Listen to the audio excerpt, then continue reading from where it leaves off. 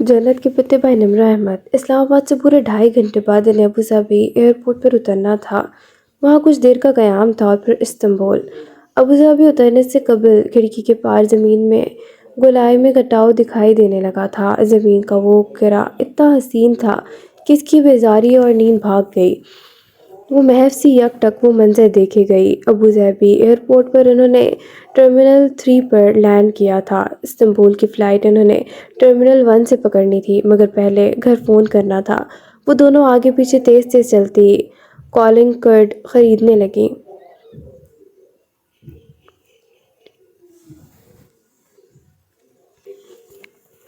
5 euros का इत्तलात का card ख़रीदा और फ़ोन पोत की तरफ भागीं। कतार में फ़ोन बहुत लगे थे। हया ने एक-एक करके पहले तीनों पर कार्ड लगाने की कोशिश की, मगर कार्ड था कि डलने का नाम ही ना ले। इसी एयरपोर्ट पर फ़ोन बहुत इस्तेमाल करने का पहला तजुर्बा था। कुछ समझ नहीं आ रहा था कि क्या करे। हया, इस बंदे को देखो, जैसे कि कार्ड डाल रहा है वैसे ही डालो। डीजे ने उसे कोहनी मारी तो हया ने पलटकर उसे देखा। चौथे पोत पे एक शख्स इनकी तरफ पुश्त किए अपना कार्ड डाल रहा था। हया को दिखाई नहीं दे रहा था कि वो कौन सा तरीका इस्तेमाल कर रहा है, तो वो डीजे का हाथ थामे इसके सर पर जा पहुंची। वो रिसीवर कान से लगाए नंबर मिला रहा था। प्लीज़ हमें ये कार्ड डाल दें, मैं उससे डाल नहीं पा रही। हया ने कार्ड इसकी तरफ बढ़ाया। वो चौंक कर पलटा। वो सयाह रंगत, घुंघराले बालों और ऊंचे कद का नस्ली हबशी था। इसने एक हाथ से कार्ड लेते हुए इन दोनों लड़कियों पर निगाह डाली। एक स्याह लंबे बालों और बड़ी आंखों वाली खूबसूरत सी लड़की, जो कि जैकेट की जेबों में हाथ डाले खड़ी थी। दूसरी बड़े चश्मे और ढीली पोनी वाली लड़की, जिससे स्वेटर तय करके बाजू पर डाल रखा था। दोनों मुंतज़िर सी इसे देख रही थी। अच्छा, मैं ज़रा बात कर लूँ फिर। उसे शायद कान से लगे रिसीवर में कोई आवाज़ सुनाई दी थी, तभी रुख मोड़ गया। वो दोनों इसी तरह खड़ी इसे देखती रहीं। इनसे वो अंग्रेज़ी में मुखातिब हुआ था, मगर अब फ़ोन पे अरबी में बात कर रहा था। डीजे तो बोर होकर इधर-उधर देखने लगी, मगर शरिया एनला के 5 सालों ने हया को अरबी अच्छी तरह से सिखा दी थी। इंटरनेशनल इस्लामिक यूनिवर्सिटी में अपने एलएलबी के पहले बर्स इनको अरबी ही सिखाई जाती थी और इनकी क्लासेस में अल्जीरियन और मिस्री उस्ताज़ा इन्हें अरबी में ही लेक्चर्स दिया करते थे। मैं इस्तांबुल आ रहा हूँ, वो अब रुक फेरे कदरे परेशानी से कह रहा था। हाँ, शाम तक घर पहुँच जाऊँगा। तुमने हारिस को डॉक्टर को दिखाया? अच्छा, क्या कहता है डॉक्टर? कर दूँगा पैसों का इंतज़ाम। कहा जो है, बार-बार एक ही बात मत दोहराया करो, जाहिल औरत। तैश से इसकी दबी सी आवाज़ बुलंद हुई। हाँ, मेरी अब्दुर्रहमान से बात हो गई थी। इसी के काम के लिए ख्वार हो रहा हूँ, मगर वो ज़्यादा रकम नहीं देगा। एक जगह और भी बात की है। इससे रुक कर कुछ सुना और फिर मज़ीद झुंझलाहट से बोला, अच्छा फ़ोन रख रहा हूँ, मरहबा। इसने खटक से फ़ोन रखा और इसकी तरफ पलटा। Sorry girls. बमुश्किल चेहरे पर बशाशत लाते हुए वो अब इनका कार्ड लगाने लगा। पहले ही कोशिश कामयाब हो गई। वो शायद कार्ड को उल्टा पकड़ रही थी। लीजिए। स्याह फॉर्म से ने रिसीवर इनकी तरफ बढ़ाया, फिर इनसे हटकर दूर चला गया। बस एक-एक मिनट की कॉल करेंगे। हया ने नंबर मिलाते हुए डीजे को तंबिया की। सुलेमान साहब ने पहले ही 1 घंटे पर फ़ोन उठा लिया। वो चुप हुई कि नहीं, तौबा कितना रोती है। जी जी अब्बा जी। वो चुप हो गई है और फिर जल्दी जल्दी अपनी खैरियत बताकर फ़ोन बंद किया। डीजे ने भी बामुश्किल 1 मिनट ही घर बात की थी। बाद में बकिया रकम देखी तो बामुश्किल 1 यूरो इस्तेमाल हुआ। बाकी 4 यूरोज़ का बैलेंस अभी मौजूद था। दोनों अपनी उजलत और कंजूसी पर खूब पछताए कि अबू धाबी से निकल कर तो ये कार्ड किसी काम का नहीं था। हया ने उसे अपने गोल्डन पाउच में डाल लिया। अब इन्हें अपना सामान लेना था। वहाँ बहुत से टायर्स चल रहे थे। हर टायर पर बैग्स और सूटकेस कतार में रखे चले आ रहे थे। इन्हें कतई इल्म नहीं था कि अपने बैग्स को कहाँ तलाशें। वो दोनों बदहवास सी एक टायर से दूसरे की तरफ भागने लगीं। डीजे का थोड़ी देर में ही सांस फूल गया। कभी हया को एक जगह अपने स्याह सूटकेस का गुमान गुजरता तो वो डीजे का हाथ खींचकर इधर भागती, मगर करीब से देखने पे वो किसी और का बैग निकलता। तो कभी डीजे अपने बुरे थैले को पहचान कर चिल्लाते हुए एक तरफ दौड़ती, मगर इस पर किसी और का नाम दर्ज होता। हया बताओ, अब बैग्स कहाँ ढूंढें? डीजे ने परेशानी से उसे देखा। इसका सांस थुकने की तरह चल रहा था। حیا نے بمشکل تھوک نکلی اور چہرے پر آتے بال کانوں کے پیچھے اڑتے۔ اب سچ بولنے کا وقت تھا ڈی جے، مجھے سچ میں نہیں سمجھ آ رہی، میں آج زندگی میں پہلی بار جہاز میں بیٹھ رہی ہوں۔ ڈی جے نے چند لمحے اس کا چہرہ دیکھا، پھر ہتھیلی اس کے سامنے پھیلائی۔ ہاتھ مارو، میں بھی آج پہلی دفعہ جہاز میں بیٹھی ہوں۔ حیا نے زور سے اس کے ہاتھ پہ ہاتھ مارا اور دونوں ہنس پڑی۔ کافی دیر بعد ان کو ٹائرز کی لسٹ نظر آئی جس پر ہر فلائٹ کے مخصوص ٹائر کا نمبر درج تھا۔ فہرست دیکھ کر 2 منٹ میں ہی اپنا مطلوبہ ٹائر مل گیا۔ سامان لے کر حیا اتنا تھک چکی تھی کہ جب ڈی جے نے وہی ایک جگہ چمکتے فرش پر بیٹھنے کو کہا تو وہ اپنا سارا نخرہ اور غرور بھلائے طاق رکھ کر ادھر زمین پر بیٹھ گئی اپنے بیگز کے ساتھ۔ اب وہ دونوں مزے سے فرش پر بیٹھی ہر آتے جاتے کو دیکھ رہی تھی اور ارد گرد مہذب نفیس لوگ حیرت سے ان کو دیکھتے گزر رہے تھے۔ نور ٹرمینل 1 سے جو پرواز ان کو ملی ان میں بھی عثمان شبیر ساتھ ہی تھا۔ اپنی داستان حیات فراموش کر کے وہ اب ان کی طرف متوجہ ہوئے اور ان کا انٹرویو کرنے لگے۔ کون ہو؟ کہاں سے آئی ہو؟ کیوں آئی ہو؟ ترکی میں کدھر جانا ہے؟ کیوں جانا ہے؟ سبانچی یونیورسٹی، انہوں نے اتنی بلند آواز میں دہرایا کہ اگلی نشست پر بیٹھی تو خاتون نے گردن موڑ کر قدرے اونچا ہو کر ان کو دیکھا۔ سبانجی، اس سے آگے خاتون نے قدرے ستائش سے چند الفاظ تک میں کہا جو حیا کو سمجھ نہ آئے۔ جواباً عثمان شبیر نے اپنی بھاری بھرکم آواز میں کچھ کہا تو وہ خاتون قدرے گڑبڑا کر واپس رخ پھیر گئی۔ آپ نے ان کو کیا کہا؟ حیا نے کڑی نگاہوں سے انہیں گھورا۔ کچھ نہیں، تم بتاؤ۔ یہ پاکستان میں والدین اتنے آزاد خیال کب سے ہو گئے کہ جوان بچیوں کو اکیلے ترکی بھیج دیں؟ اکیلے نہیں ہیں ہمارا پورا گروپ ہے۔ ہم 2 اسٹوڈنٹس ہیں اور باقی فیکلٹی ممبر 2 روز قبل روانہ ہو چکے ہیں۔ انہوں نے جیسے سنا ہی نہیں۔ خیر اب اکیلی جا رہی ہو تو اپنا خیال رکھنا کہ اور پھر ان کا واز شروع ہو گیا۔ نماز پڑھا کرو، قرآن پڑھا کرو، پردہ کیا کرو، سچ بولا کرو، اللہ سے ڈرو۔ غرض ہر وہ بات جو اپنے بیٹے کی تربیت کے وقت انہیں بھول گئی اب اچانک یاد آ گئی۔ حیا نے قدرے جھنجھلا کر رخ پھیر لیا۔ دوپہر 2 بجے کھڑکی کے باہر نیچے، بہت نیچے، وہ پرفسو منظر پھیلنے لگا۔ مرمرہ کا سمندر، اوپر بادل اور برف، یوں جیسے نیلی چادر پہ سفید روئی کے گالے تیر رہے ہوں۔ وہ اس منظر کے سحر میں کھوتی چلی گئی۔ جہان سکندر کا ترکی اس کے قدموں تلے تھا، یہ رکھ لو۔ پرواز اترنے کا اعلان ہونے لگا تو نہایت زبردستی عثمان شبیر نے اپنا وزٹنگ کارڈ اسے تھمایا۔ اس پر میرے گھر، سیل اور آفس کے نمبرز لکھے ہیں۔ کبھی کبھار میں گھر پر نہیں ہوتا اور کبھی کبھار میرا سیل بھی آف ہوتا ہے، لیکن آفس کے نمبر پر میں ہمیشہ ملتا ہوں۔ میری سیکرٹری کی فضولیات سے بچنے کے لیے ڈائریکٹ میری پرائیویٹ ایکسٹینشن ڈائل کرنا۔ وہ ہے 14، یعنی 14، کیونکہ میری اور پاکستان کی تاریخ پیدائش 14 اگست ہے۔ رکھ لو، ضرورت پڑ سکتی ہے۔ عثمان شبیر سے بمشکل جان چھوٹ رہی تھی۔ ان کو کبھی کال کرنا یا دوبارہ ملاقات کا تصور حیا کے لیے سوہانہ روح تھا، پھر بھی ان کے اصرار پر اس نے اپنے سنہری پاؤچ میں وہ کارڈ دیکھے بغیر رکھ لیا۔ اتا ترک انٹرنیشنل ایئرپورٹ استنبول کی یورپی طرف واقع تھا۔ یہ اسے بعد میں علم ہوا تھا، البتہ جو بات اسے ہمیشہ سے معلوم تھی وہ یہ تھی کہ استنبول دنیا کا وہ واحد شہر تھا جو 2 خطوں کو باہم ملاتا ہے، یورپ اور ایشیا۔ استنبول کے 2 حصے تھے، ایک یورپی طرف کہلاتا تھا اور دوسرا ایشیائی طرف یا اناطولین طرف۔ اناطولین طرف کو عرف عام میں پرانا شہر بھی کہا جاتا تھا۔ وہ دونوں جب اپنے سامان کی ٹرالیاں دھکیلتے آگے آئیں تو رومی فورم کے 2 ارکان ان کو مل گئے جو انہیں لینے آئے ہوئے تھے۔ رومی فورم ایک ترک این جی او تھی جو بالخصوص ایکسچینج اسٹوڈنٹ کا بہت خیال رکھتی تھی۔ وہ 2 لڑکے تھے، احمد اور چغتائی۔ چغتائی نام تو ہمارے ہاں بھی ہوتا ہے، جیسے مسور عبدالرحمن چغتائی، ہے نا حیا؟ ڈی جے نے سرگوشی کی تھی۔ السلام علیکم۔ وہ بہت گرم جوشی اور احترام سے ملے۔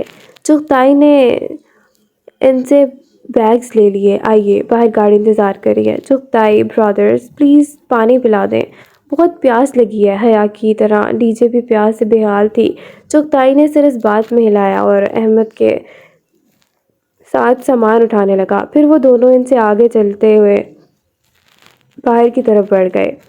بے حد مہمان نواز قوم کے سپوت نے ان کو پانی کیوں نہیں پلایا؟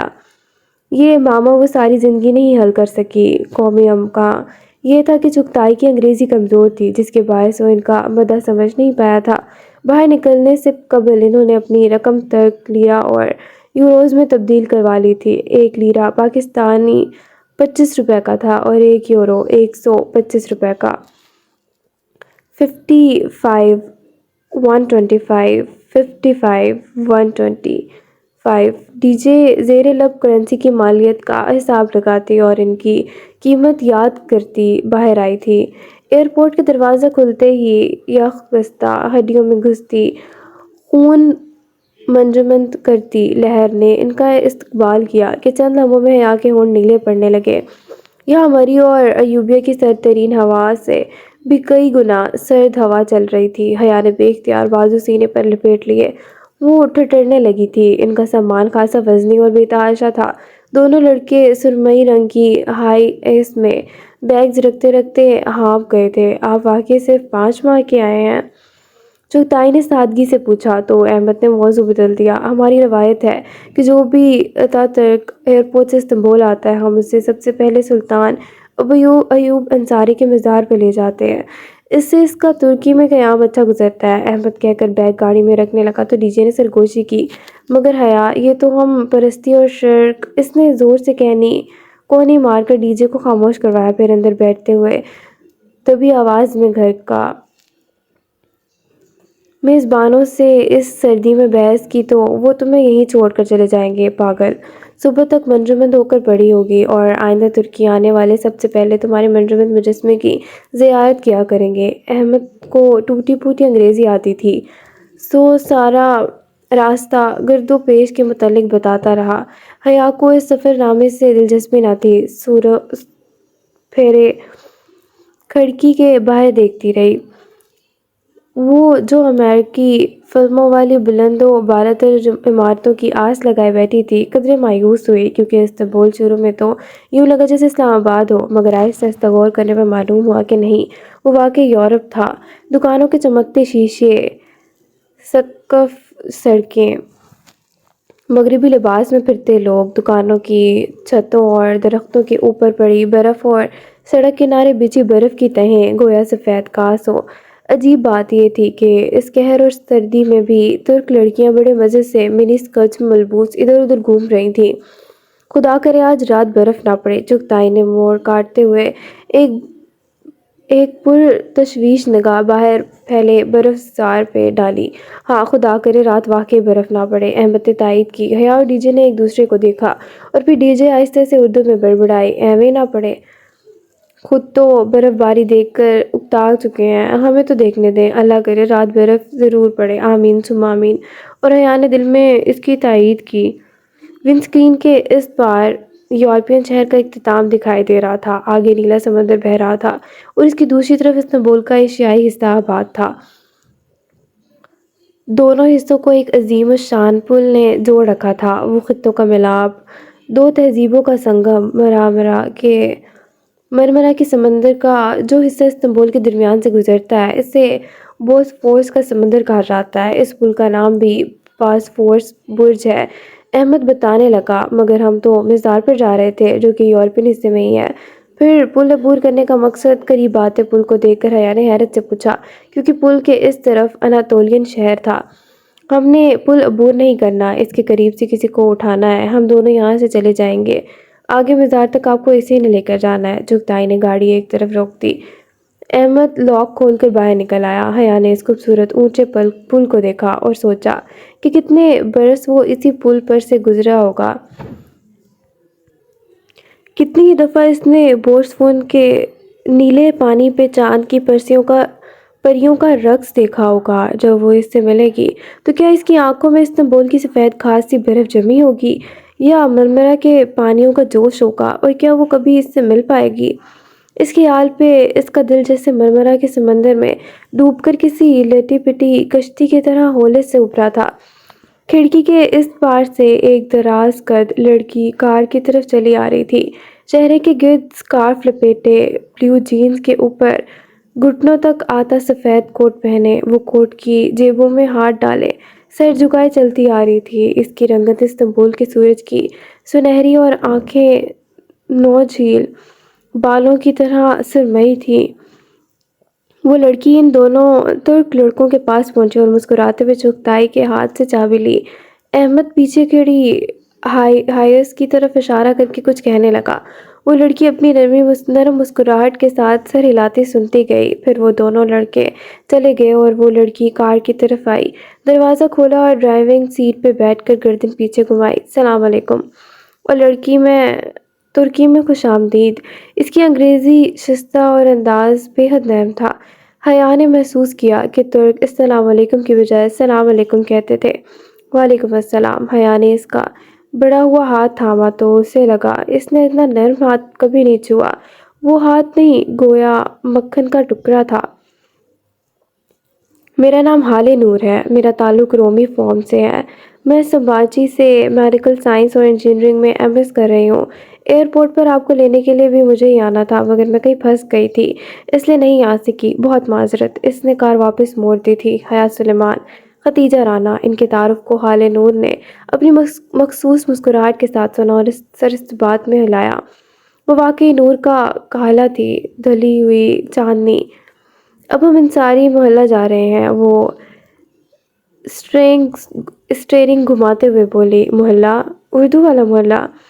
حیا، ڈی جے نے دھیرے سے سرگوشی کی۔ شاید تبھی تو کہتے ہیں کہ اردو ترک سے نکلی ہے۔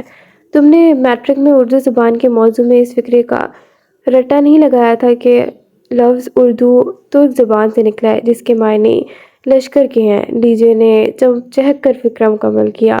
ایوب سلطان جامع کے بیرونی بازار کا نام ہے انصاری محلہ۔ بے حد رش، بہت سے لوگ اور ہر سواڑے چگتے کبوتر۔ وہ تینوں لوگوں کے درمیان بمشکل راستہ بناتی مسجد کے احاطے تک پہنچی تھی۔ نماز سے فارغ ہو کے حیا نے دیکھا وہاں جامع مسجد کا نام ایوب سلطان سامی لکھا تھا۔ اس نے سوچا کہ جامع میں سی کی جگہ لکھا ہے جو کہ غلط لگ رہا تھا۔ ہماری زبان میں سی کو عربی کے جیم کی آواز سے پڑھا جاتا ہے۔ انصاری محلے کے رش سے گزرتے ہوئے اس کی حیرت پر حالے نے بتایا۔ وہ مسکرائی ہوئی بڑے اعتماد سے اپنے سفید کوٹ کی جیبوں میں ہاتھ ڈالے چل رہی تھی۔ اس کی بات پہ حیا بے اختیار چونکی۔ حیران کیوں؟ حالے نے رک کر شاپر سے اپنے جوتے نکالتے ہوئے اسے دیکھا۔ وہاں مسجد میں داخلے کے وقت جوتے باہر رکھنے کی بجائے شاپر میں رکھنے اور ساتھ شاپر ہمہ وقت اٹھائے رکھنے کا رواج تھا۔ یعنی اگر کسی کا نام جیہان ہو تو وہ ترک ہرجوں میں اسے کیسے لکھے گا؟ بلا ارادہ اس کے لبوں سے نکلا۔ پھر فوراً گڑبڑا کر ڈی جے کو دیکھا۔ وہ ذرا فاصلے پر کبوتروں کی تصویر کھینچ رہی تھی۔ اس نے نہیں سنا تھا۔ حالے ڈسٹ بن میں شاپر پھینک کر سیدھی ہوئی اور مسکرا کر ہجے کر کے بتایا، جیہان۔ اوہ! اس نے خفیف سا سر جھٹکا۔ تب بھی وہ اسے فیس بک پر نہیں ملا تھا۔ وہ اس کو جیہان لکھ کر ڈھونڈتی رہی مگر وہ تو اپنے نام کو جیہان لکھتا ہوگا۔ گلی صاف ستھری اور کشادہ تھی۔ دونوں اطراف میں دکانوں کے دروازے کھلے تھے۔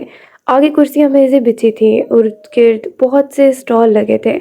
سڑک کے کناروں پر کھلے عام کتے ٹہل رہے تھے مگر وہ بھونکتے نہیں تھے۔ حیا کو بھوک لگ رہی تھی اور وہ اب اس سفر نامے سے بور ہونے لگی تھی۔ بمشکل وہ تینوں اس رش بھرے محلے سے نکلی۔ ایکسپرینس اسٹوڈنٹ کو ان کا پہلا کھانا ایک ترک میزبان خاندان دیا کرتا تھا اور ابھی ہم اسی میزبان خاندان کے گھر جا رہے ہیں۔ جب وہ کار میں بوسفورس پل پر سے گزر رہی تھی تو حالے نے بتایا۔ خانقاہ سن کر اس پر چھائی بیزاریت ذرا کم ہوئی۔ میزبان خاندان کا گھر استنبول کے ایک پوش علاقے میں واقع تھا۔ کشادہ سڑک، خوبصورت بنگلوں کی قطار اور بنگلوں کے سامنے سبزے پر جمی برف۔ ان کے اسکالرشپ کوآرڈینیٹرز نے چند باتیں انہیں ذہن نشین کروا دی تھی کہ ترکی میں جوتے گھر سے باہر اتارنے ہیں، گھاس پہ نہیں چلنا اور ملاقات کے وقت ترک خاندان کے بڑے کا ہاتھ چومنا ہے۔ اس کی ضرورت نہیں تھی، اس تکلف کو رہنے دو۔ ان دونوں نے گھر کے داخلی دروازے کے باہر بچھے ہوئے میٹ پر جوتے اتارے تو اندر سے آتی وہ مشفق اور مامر خاتون پیار بھری خفگی سے بولی تھی، پہلے دن کوئی اصول نہیں ہوتا، السلام علیکم اور ترکی میں خوش آمدید۔ آپ کے اصولوں کی پاسداری میں ہمارے لیے فخر ہے۔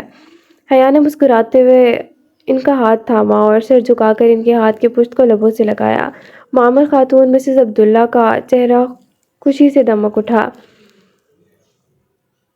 اندر آ جاؤ، وہ راستہ دینے کے لیے ایک طرف ہٹی۔ ان کی سرخ بالوں والی بیٹی آگے بڑھی اور کارپیٹ شوز حیا اور ڈی جے کے قدموں میں رکھے۔ وہ ریشمی کپڑے سے بنے کوٹ شوز کی شکل کے جوتے تھے۔ دونوں نے جھک کر وہ جوتے پہنے اور اندر داخل ہوئیں۔ اس ترک گھر کا فرش لکڑی کا بنا تھا۔ لونگ روم کے فرش پر بہت خوبصورت قالین بچھے تھے۔ وہ باتھ روم ہاتھ دھونے آئی تو دیکھا وہاں الگ ٹوٹی وغیرہ نہیں تھی، بلکہ ایک طرف قطار میں نل لگے تھے۔ البتہ باتھ روم کے فرش پر بھی رگز اور کاؤچ بچھے تھے۔ حیرت انگیز۔ وہ واپس آئی تو ڈائننگ ہال میں کھانا لگایا جا رہا تھا۔ ڈی جے جھک کر پیار سے مسز عبداللہ کی نوازتی عروہ سے کچھ کہہ رہی تھی۔ وہ تین خواتین رشمتل چھوٹا سا کنبہ تھا۔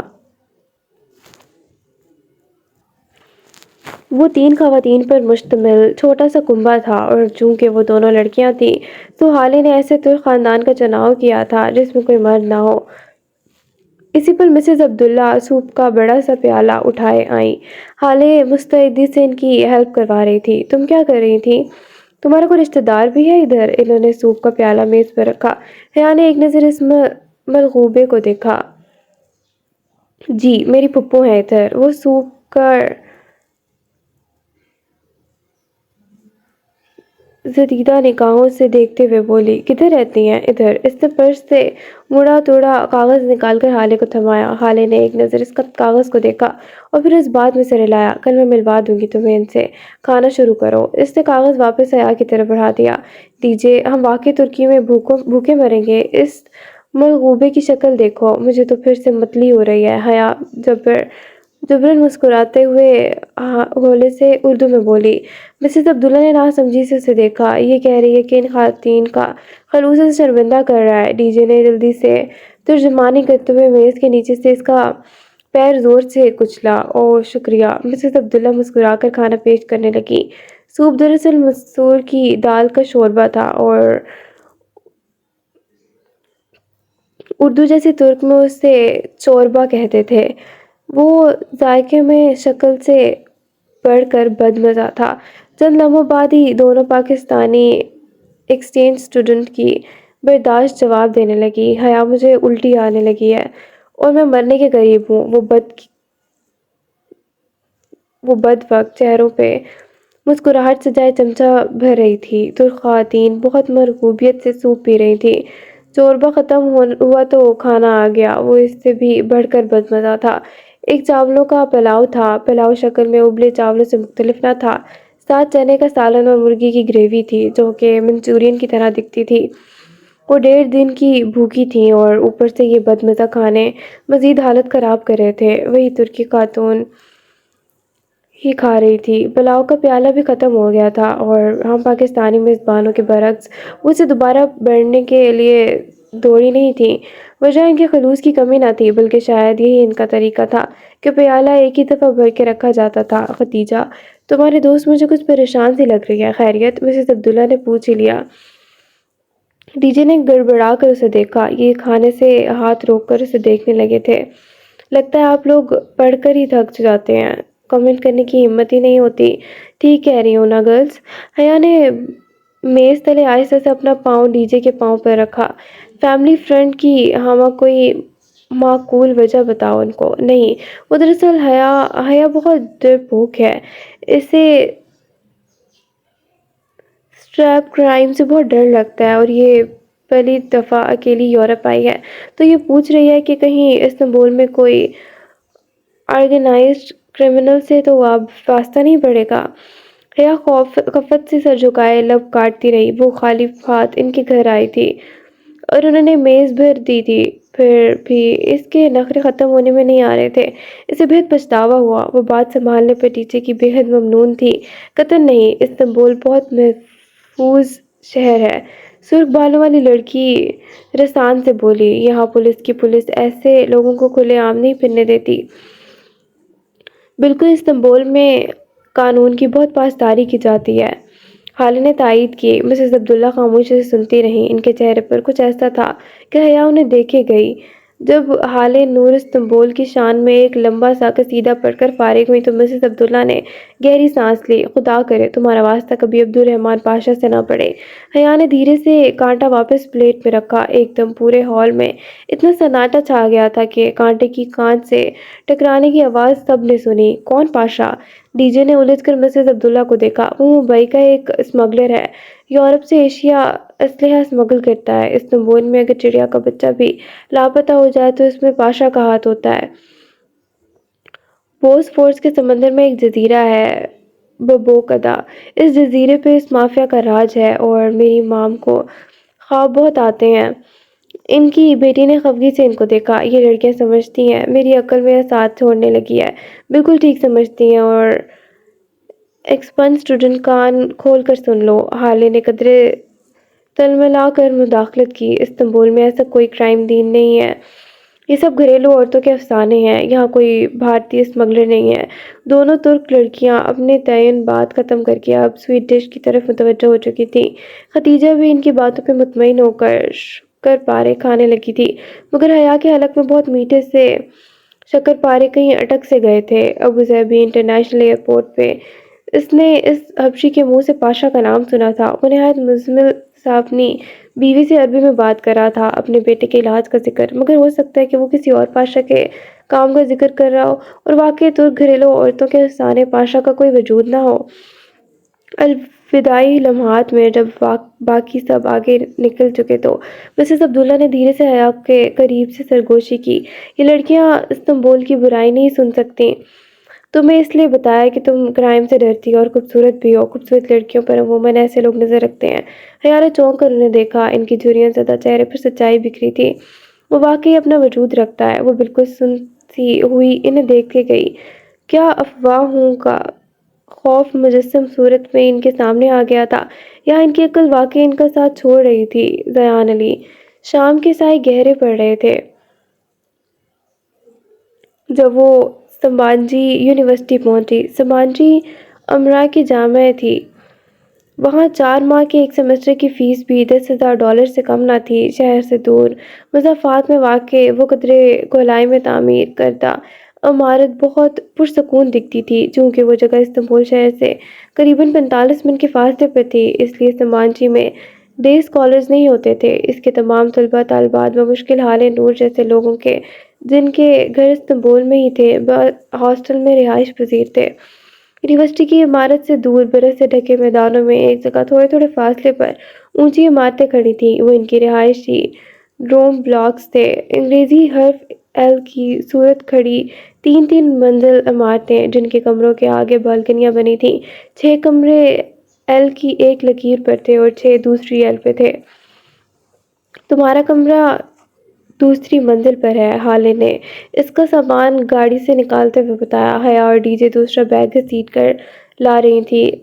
ایل کی شکل کا ڈوم بلاک جسے حالہ B1 کہہ رہی تھی کے باہر گولائی میں چکر کھاتی سیڑھیاں کھلے آسمان تلے بنی تھیں جو اوپر تک لے جاتی تھیں۔ لوہے کی ان سیڑھیوں کے ہر 2 زینوں کے درمیان کھلا تھا اور زینوں پہ برف کی موٹی تہہ تھی۔ ذرا سا پاؤں پھسلے اور آپ کی ٹانگ اس گیپ میں سے نیچے پھسل جائے۔ وہ تینوں گرتی پڑتی بمشکل حیا کا سامان اوپر لائیں۔ کمرہ تو اچھا ہے، ہم یہاں رہیں گے۔ حیا نے حالہ کی تھمائی چابی سے اپنا ڈارمیٹری کا دروازہ دھکیلا تو بے اختیار لبوں سے نکلا، ہم نہیں، صرف تم، کیونکہ خدیجہ کا بلاک B2 ہے، وہ جو سامنے ہے۔ اس نے انگلی سے دور برفیلے میدان میں بنی عمارت کی جانب اشارہ کیا۔ کیا مطلب؟ میں ادھر اکیلی؟ وہ دنگ رہ گئی۔ بعد میں روم بدلوا سکتی ہو، ڈوم آفیسر سے کہہ کر، ابھی تم آرام کرو۔ ہر کمرے میں 4 اسٹوڈنٹ ہوتے ہیں، ہر اسٹوڈنٹ کی ٹیلی فون ایکسٹینشن اس کی میز پر ہوتی ہے۔ آج کل چھٹیاں ہیں، اکثر طالبات اپنے گھر گئے ہوئے ہیں، تمہارا کمرہ خالی ہے، مگر تم جا کر اپنے بیڈ پر ہی سونا۔ ترک لڑکیوں کے بستر پر کوئی سو جائے تو وہ بہت برا مانتی ہیں۔ کوئی مسئلہ ہو تو میرا ڈوم بلاک B4 میں ہے، اوکے؟ وہ مسکرا کر بولی تو حیا نے سر ہلا دیا۔ ڈی جے نے بے چارگی سے اسے دیکھا اور حالہ کے ساتھ سیڑھیاں اترنے لگی۔ ہالے سنو، اس بلڈنگ کے پیچھے کیا ہے؟ کسی خیال کے تحت اس نے پوچھا۔ ہالے مسکرا کر پلٹی اور بولی، جنگل۔ پھر وہ دونوں زینے اتر گئیں۔ حیا ایک جھرجھری لے کر پلٹی اور اندر کمرے میں قدم رکھا۔ کمرہ خوبصورتی سے آراستہ تھا، ہر دیوار کے ساتھ ایک ایک ڈبل سٹوری بنک رکھا تھا۔ عموماً ایسے بنکس میں نیچے ایک بیڈ اور اوپر بھی بیڈ ہی ہوتا ہے، لیکن اس میں نیچے بڑی سی رائٹنگ ٹیبل پڑی تھی، اس کے ساتھ ہی لکڑیوں کی سیڑھی اوپر جاتی تھی جہاں ایک آرام دہ بیڈ تھا۔ میز پر ایک ٹیلی فون رکھا تھا جو چاروں بنکس کو دیکھتی اپنے نام کی میز کی کرسی کھینچ کر کریڈل نڈھال سی بیٹھ گئی۔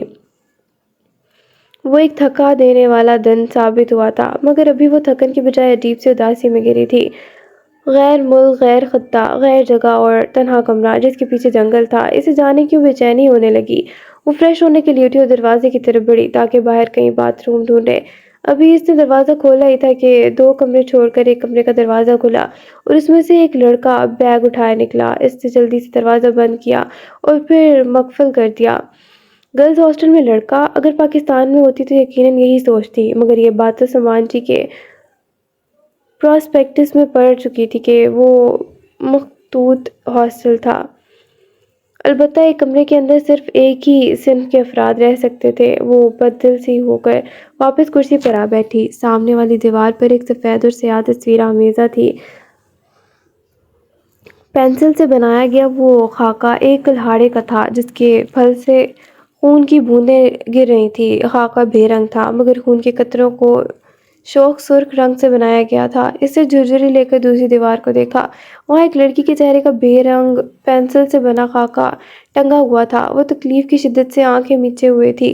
اس کی گردن پر چھری چل رہی تھی، وہ اس سے بھڑکیلے سرخ خون کے قطرے ٹپک رہے تھے۔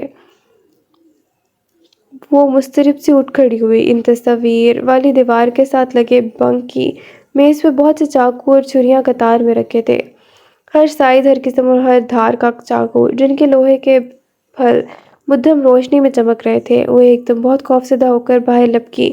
کوریڈور میں بہت اندھیرا تھا، دور نیچے برف سے ڈھکے میدان دکھائی دے رہے تھے۔ وہ تیزی سے سیڑھیوں کی جانب بڑھی۔ جیسے ہی اس نے پہلے زینے پر قدم رکھا، اوپر چھت پہ لگا بلب ایک دم جل اٹھا۔ وہ ٹھٹک کر رکی اور گردن گھمائی۔ کوریڈور خالی تھا، وہاں کوئی نہیں تھا۔ پھر بلب کس نے جلایا؟ اس کی گردن کی پشت کے بال کھڑے ہونے لگے۔ دھڑکتے دل کے ساتھ وہ پلٹی اور زینے اترنے لگی۔ تبھی ایک دم کی ٹھا کی آواز کے ساتھ اوپر کوئی دروازہ بند ہوا۔ اس نے پتھر بن جانے کے خوف سے پیچھے مڑ کر نہیں دیکھا اور تیزی سے سیڑھیاں پھلانگتی چلی گئی۔ آخری زینے سے اتر کر اس نے جیسے ہی برف زار پر قدم رکھا، اوپر بالکنی میں جلتا بلب بجھ گیا۔ باہر زور و شور سے برف گر رہی تھی، تازہ پڑی برف سے اس کے قدم پھسلنے لگے تھے۔ سفید سفید گالیں اس کے بالوں اور جیکٹ پر آ ٹھہرے تھے۔ وہ گرتے پھرتے ڈی جے کے بلاک کی طرف بڑھ رہی تھی۔ اسے پہلی دفعہ اپنی مانگی گئی کسی دعا پہ پچھتاوا ہو رہا تھا۔ کاش آج یہ برف نہ پڑتی۔ بیٹو کی دوسری منزل کی بالکنی میں دم لینے کو رکی۔ اسے منزل یاد تھی، مگر کمرے کا نمبر بھول چکا تھا۔ اس نے ہونٹوں کے گرد ہاتھوں کا پیالہ بنا کر زور سے آواز دی، حیا، ڈی جے، تم کہاں ہو؟ D J, D J. ایک دروازہ جھٹ سے کھلا اور کسی نے ہاتھ سے پکڑ کر اسے اندر کھینچا۔ اگر تم 2 منٹ مزید تاخیر کرتی تو میں مر چکی ہوتی، حیا۔ ڈی جے بھی اس کی طرح تنہا اور خوفزدہ لگ رہی تھی، مگر اس کمرے میں آ کر حیا کا سارا خوف اڑن چھو ہو چکا تھا۔ ڈرو مت، تمہارے لیے ہی تو آئی ہوں۔ مجھے پتا تھا تم اکیلی ڈری رہی ہوگی، ورنہ میرا کیا ہے، میں تو کہیں بھی رہ لیتی ہوں۔ وہ لاپرواہی سے چانے اچکا کر بولی، پھر بے اختیار جمائی روکی۔ خوف ختم ہوا تو نیند طاری ہونے لگی۔ مگر ڈی جے، میں سوؤں گی کدھر؟ ان 3 خالی بیڈز پر کانٹے بچھے ہوئے ہیں کیا؟ مگر ہالے نے کہا تھا کہ ترک لڑکیاں، فی الحال یہاں نہ ہالے نور ہے اور نہ ہی ترک لڑکیاں، مگر اللہ تو دیکھ رہا ہے۔ غیر ملک میں اس کا سویا ہوا خوف خدا جاگ اٹھا تھا، اور مجھے امید ہے کہ اللہ تعالیٰ حالے نور کو پتہ نہیں لگنے دے گا۔ اب بستر میں گھسو اور سو جاؤ۔ خدا جانے مجھے کس پاگل کتے نے کاٹا تھا جو ترکی آ گئی، آگے جھیل، پیچھے جنگل، اتنی وحشت۔ ڈی جے کمبل میں لیٹے مسلسل بڑبڑا رہی تھی، نیند سے تو وہ بھی بے حال ہونے لگی تھی۔ سو ڈی جے کے قریبی بینک کی سیڑھیاں پھلانگ کر اوپر کمبل میں لیٹ گئی۔ حیا وہ کچی نیند میں تھی جب ٹیچر نے اسے پکارا۔ اس کی پلکیں اتنی بوجھل تھی کہ انہیں کھول نہیں پا رہی تھی۔ سامنے والے کمرے میں بڑے ہینڈسم لڑکے رہتے ہیں، میں نے انہیں کمرے میں جاتے دیکھا ہے۔ اچھا، اس کا ذہن غنودگی میں ڈوب رہا تھا۔ اور سنو، وہ پلاؤ اتنا برا بھی نہیں تھا، ہمیں سفر کی تھکاوٹ سے باعث برا لگا۔ اور سنو، مگر ڈی جے کے بات مکمل ہونے سے قبل ہی وہ سو چکی تھی۔ دروازے پر مدھم سی دستک ہوئی تو وہ سرعت سے کرسی سے اٹھی، ایک نظر سوتی ڈی جے پر ڈالی، دوسری اپنے زیر استعمال بینک پر جو دوبارہ سے بنا سلوٹ اور شکن کے بنایا جا چکا تھا اور جس پر ترک لڑکیوں کے اعتماد کے خون کیے جانے کی کوئی نشانی باقی نہ تھی، اور دروازہ کھول دیا۔ السلام علیکم ایکسپینس اسٹوڈنٹس السلام علیکم ایکسپینس اسٹوڈنٹس حالے نور حشراش برشاش سی مسکراتے ہوئے کھڑی تھی، وہ یوں تھی گویا ڈھلی ہوئی چاندنی، سیاہ اسکارف چہرے کے گرد لپیٹے، ہلکی سبز لمبی جیکٹ تلے سفید جینز پہنے، شانے پر بیگ اور ہاتھ میں چابیوں کا گچھا پکڑے وہ پوری تیاری کے ساتھ آئی تھی۔ وعلیکم السلام، آؤ حالے، میں تمہارے روم میں گئی تھی لیکن تم وہاں نہیں تھی، میں نے اندازہ کیا کہ تم یہیں ہوگی۔ خالد نے اپنا بیگ میز پہ رکھا اور کرسی کھینچ کر نفاست سے بیٹھی۔ ہاں، میں صبح ہی ادھر آ گئی تھی، ڈی جے کی یاد آ رہی تھی۔ خدیجہ سو رہی ہے؟ خالد نے گردن اونچی کر کے اوپر دیکھا جہاں ڈی جے دو موٹے کمبل خود پہ ڈالے سو رہی تھی۔ ہاں، اور شاید دیر تک سوتی رہے۔ میں نے سوچا تھا کہ تمہارے فون رجسٹر کروانے چلیں گے۔ ترکی میں غیر ملکی فون پہ ترک سم کارڈ ایک ہفتے کے بعد بلاک ہو جاتا ہے۔ ہاں بالکل، تم لوگ جاؤ اور میرا فون بھی لے جاؤ، میں 2 گھنٹے مزید سوؤں گی۔ کملوں کے اندر سے آواز آئی تو حالے مسکرا دی، مسکراتے ہوئے اس کی چمکتی سرمئی آنکھیں چھوٹی سی ہو جاتی تھیں۔ چلو حیا، ہم دونوں چلتے ہیں۔ وہ دونوں ساتھ ساتھ کھڑی ہو گئی تھی۔ حیا صبح اپنے کمرے میں جا کر فریش ہو کر آئی تھی، ابھی وہ سیاہ چوڑی دار پاجامے اور ٹخنوں تک آئی سیاہ لمبی قمیض میں ملبوس تھی، شفون کا دوپٹہ گردن کے گرد مفلر کی طرح لپیٹے اور اوپر لمبا سیاہ سویٹر پہنے ہوئے تھے جس کے بٹن سامنے سے کھلے تھے۔ کچھ دن میرے خوش قسمت دن ہوتے ہیں جب میرے پاس کار ہوتی ہے، اور کچھ دن بدقسمت دن جب میرے پاس کار نہیں ہوتی، اور آج میرا خوش قسمت دن ہے، خالد نے اٹھتے ہوئے بتایا۔ ابھی ہم قریبی دکانوں میں جائیں گے، اگر وہاں سے فون رجسٹر نہ ہوئے تو جواہر چلیں گے، اس کے بعد وہاں سے جہانگیر۔ جواہر؟ حیا نے آبرو اٹھائی۔ جہانگیر کو اس نے کسی ترک کا نام سمجھ کر نظر انداز کر دیا۔ جواہر شاپنگ مال ہے، یورپ کا سب سے بڑا اور دنیا کا چھٹا بڑا شاپنگ مال۔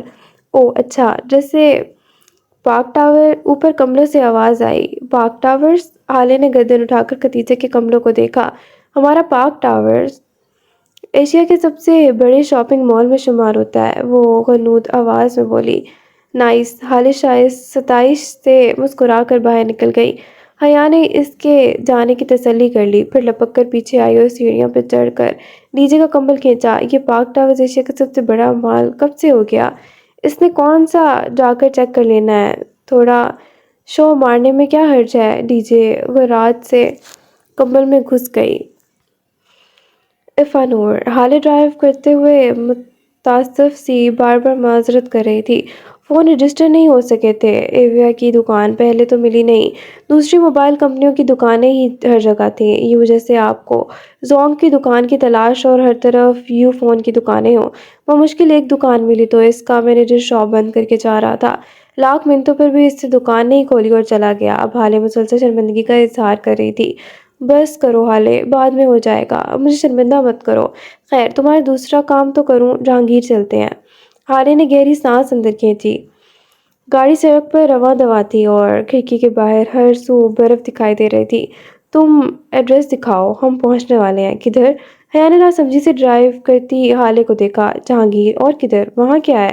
تمہاری آنٹی کا گھر، کل کہا تھا کہ تمہیں لے جاؤں گی، صبح بتایا بھی تھا، بھول گئی؟ تم مجھے ادھر لے کے جا رہی ہو؟ وہ ہکا بکا رہ گئی۔ ہاں نا، اب ایڈریس بتاؤ۔ اسٹریٹ نمبر تو مجھے یاد رہ گیا، آگے بتاؤ۔ حالے، اس نے ہڑبڑا کر پرس سے ٹیڑھا میڑھا کاغذ نکالا، اس نے کاغذ پر دیکھا، وہاں علاقے کا نام جہانگیر لکھا تھا، وہ اسے سہانگیر پڑھتی تھی۔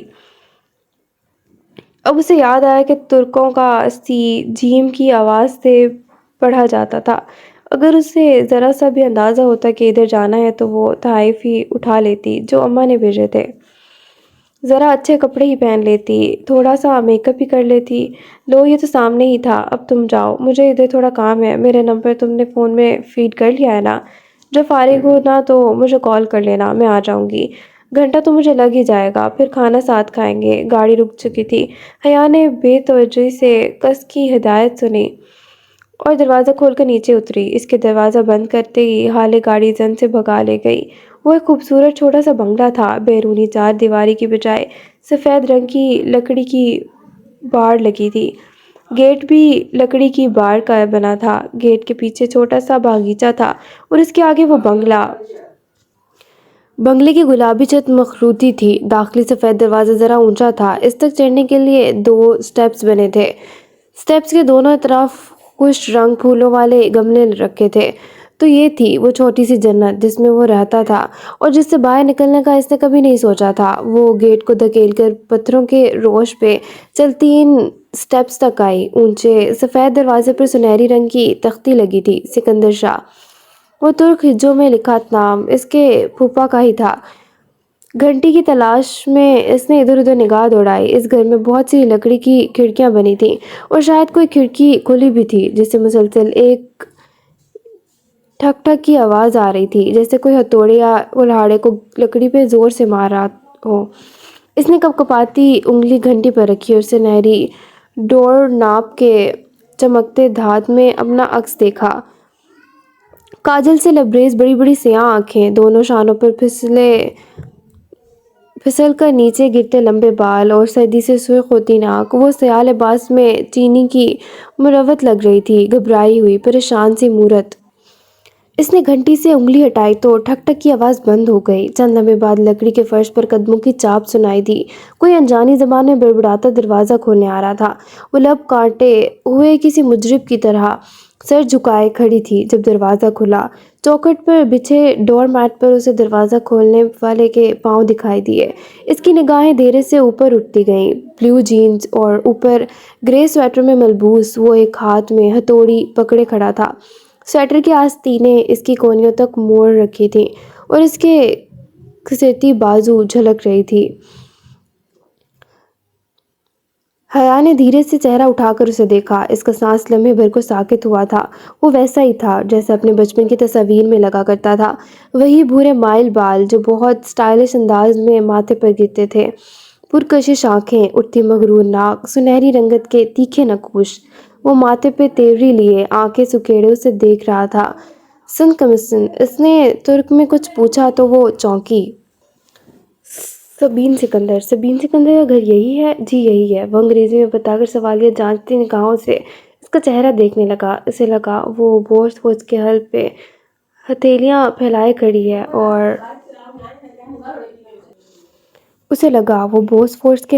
پل پہ ہتھیلیاں پھیلائے کھڑی ہے اور نیلے پانیوں کو چھو کر آتی ہوا اس کے بال پیچھے کو اڑا رہی ہے۔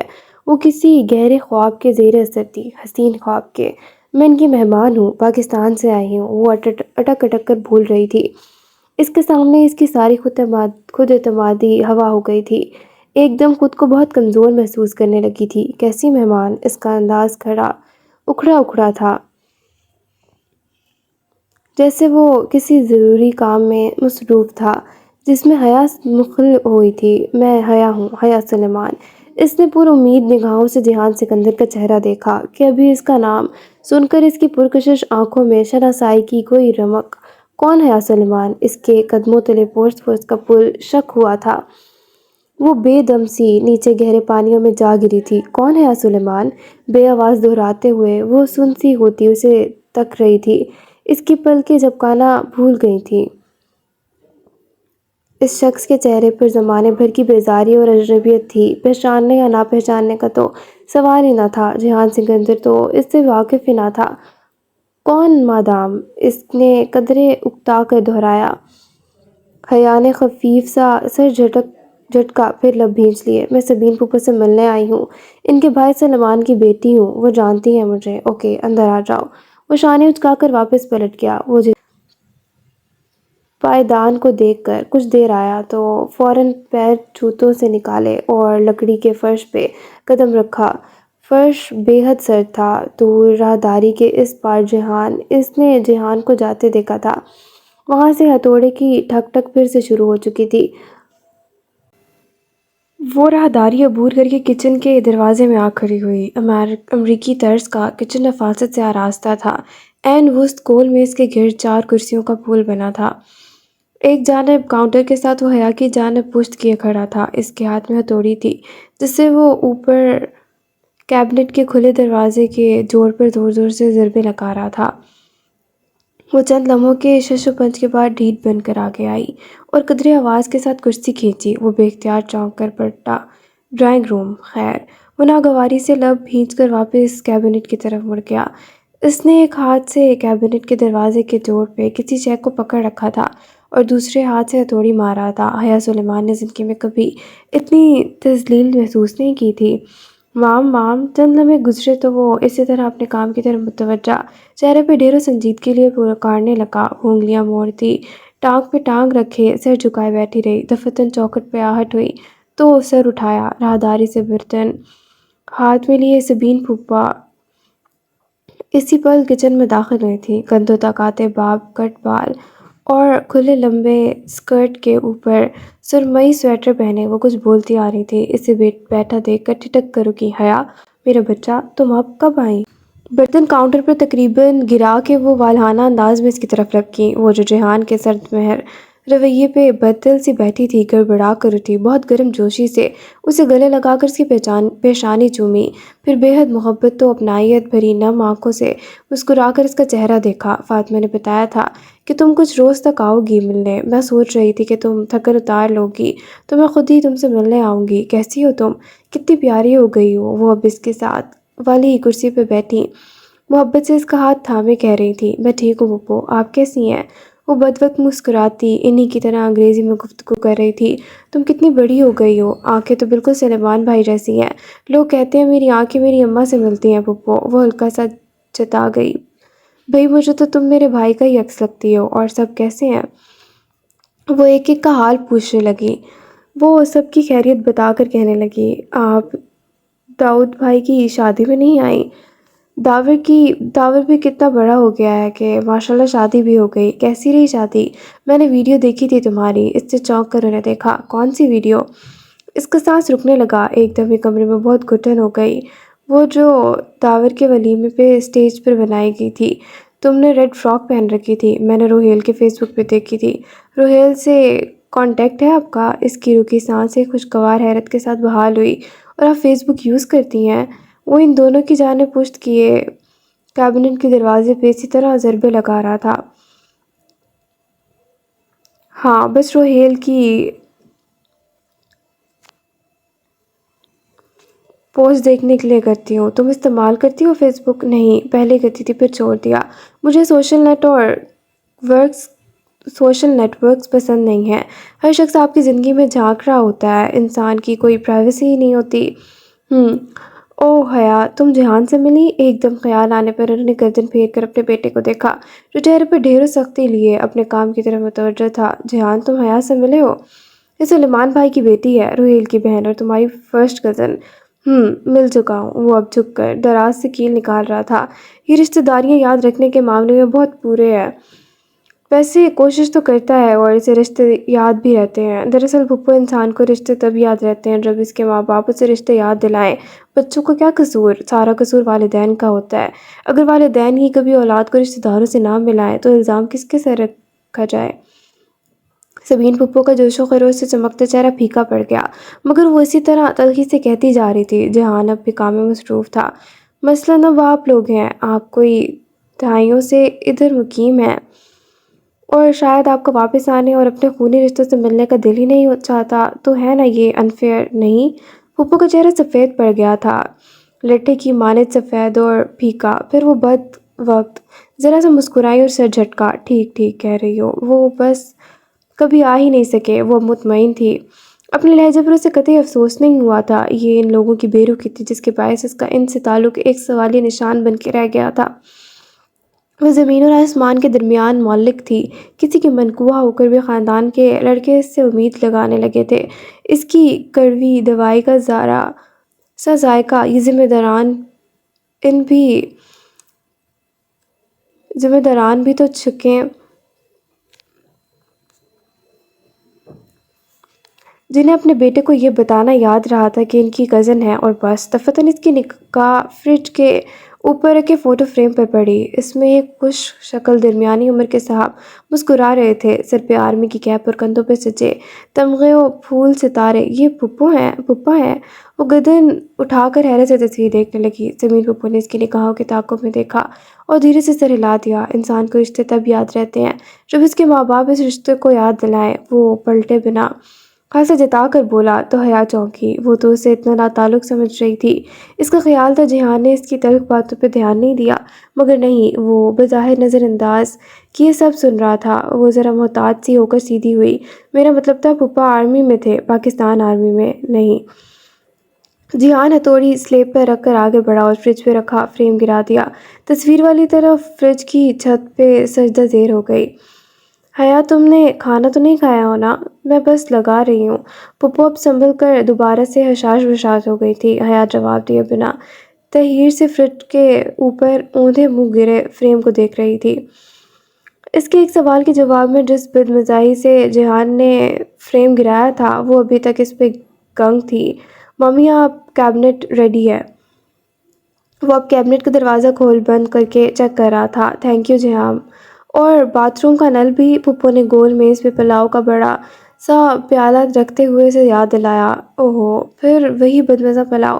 وہ خفیف سا سر جھٹک کر رہ گئی۔ رہنے دے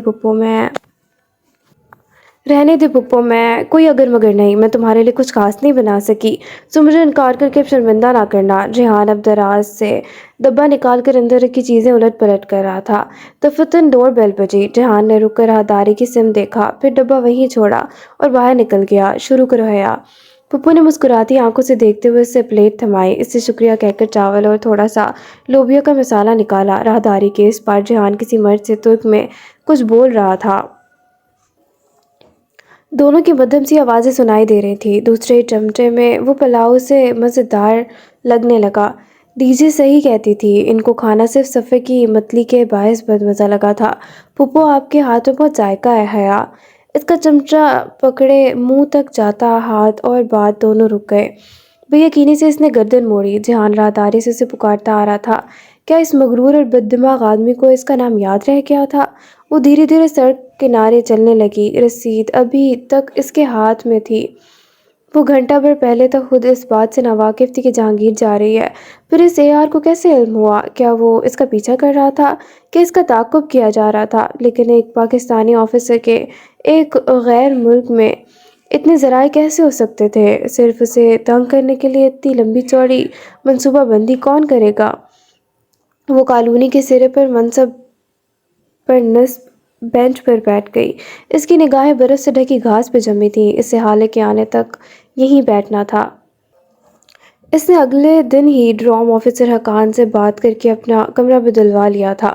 اب وہ ڈی جی کے کمرے میں منتقل ہو چکی تھی۔ کمرے میں تیسری لڑکی ایک چینی نسرات لینگ تھی۔ اس کا پورا نام اتنا لمبا اور پیچیدہ تھا کہ یورپ کے لیے اپنا نام چیری رکھ لیا تھا۔ وہ ایکسپرٹ اسٹوڈنٹ تھی اور PhD کر رہی تھی۔ چوتھی لڑکی ایک اسرائیلی یہودی ٹالی تھی، وقتاً ٹاہلی کے درخت کی طرح لمبی چوڑی اور گھنگریالے بالوں والی، وہ بھی اسپینش اسٹوڈنٹ تھی۔ اور اس کے ساتھ والے کمرے کے فلسطینی ایکسپرٹ اسٹوڈنٹ، وہ ہینڈسم لڑکے جس کا ذکر DJ نے پہلے روز کیا تھا، سے گاڑھی چھنتی تھی۔ وہ فلسطینی لڑکے اور وہ اسرائیلی لڑکی ہر جگہ ساتھ ساتھ نظر آتے تھے۔ کیمپس کی سیڑھیاں ہوں یا ہاسٹل کا کامن روم، وہ چاروں ساتھ ہی ہوتے۔ ان کے پاسپورٹ چیک کرواؤ، یا تو یہ اسرائیلی نہیں ہے یا وہ فلسطینی نہیں ہے۔ اتنا اتحاد اور دوستی، توبہ ہے بھائی۔ DJ جب بھی ان کو ساتھ دیکھ کر آتی یوں ہی کرتی تھی۔ حیا نے ابھی ان لڑکوں کو نہیں دیکھا تھا، نہ ہی اسے شوق تھا۔ تمام ممالک کے ایکسپرٹ اسٹوڈنٹ پیر تک پہنچ گئے تھے۔ وہاں کسی کو کسی ایکسپرٹ اسٹوڈنٹ کا نام معلوم نہیں ہوتا تھا۔ بس یہ فلسطینی ہیں، یہ چائنیز ہیں، یہ نائجیرین ہیں، یہ ڈچ ہیں اور یہ دونوں پاکستانی ہیں۔ ان کو 1 سے 4 مضامین لینے کا اختیار تھا۔